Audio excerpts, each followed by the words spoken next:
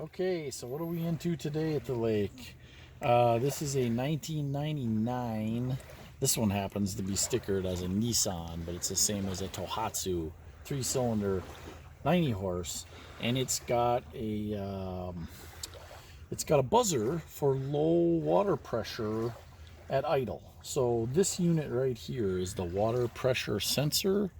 It's just got a micro switch on the back, and that micro switch, when water pressure comes out of the exhaust case here and pushes on the diaphragm in here, it pushes on a little plunger that closes the micro switch.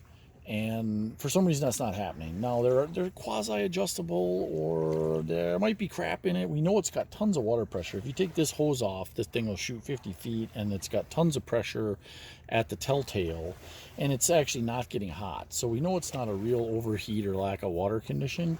So we're going to pop this off, take a look at it, and see what we can find. So that's what we're into today. Okay, so this is that water pressure switch.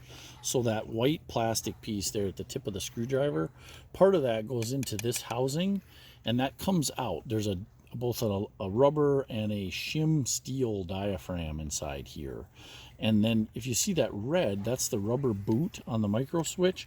The actual actuator of the micro switch is a little white tip, and it gets its ground right here. This is where it gets its ground from, and it's a normally closed switch. So it's making continuity to ground right now, and when you push this, when you push the switch this way with water pressure, it opens the switch and turns off the buzzer. So we're going to take this thing apart, see what we see in there, and then we'll go from there. We'll check the switch if we have to, but usually it's because there's something going on inside of here, something stuck or broke or whatever. That's what we're into today at the lake. Okay, so we've got this pressure switch apart on this 90 Tohatsu, 90 Nissan. These are also on Tohatsu and Nissan inline 4 cylinders and 70s.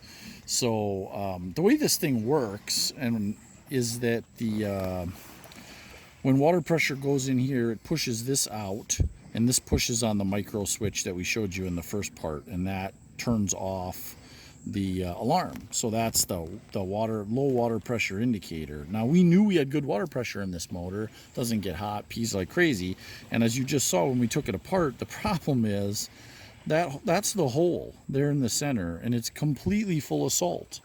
And you can see here it's full of salt. So any question about this motor ever having been in salt water, I think, is pretty well answered.